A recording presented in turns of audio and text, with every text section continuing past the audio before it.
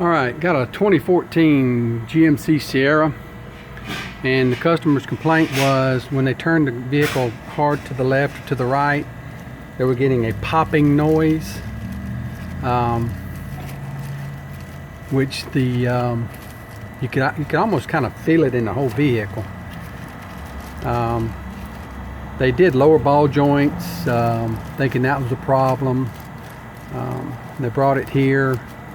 Wanted me to replace the inner and outer tie rods, thinking that might have been the issue. But what we found was inside the steering rack we found these 3 washers here floating around on top of that gear, and what they were doing, they were catching in that gear and popping on the casing.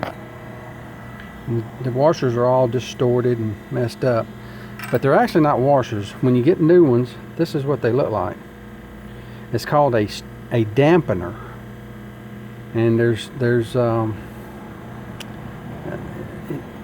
and you buy it in a kit, and it comes with the new clip for the boot. But we bought them from our local Chevrolet dealer.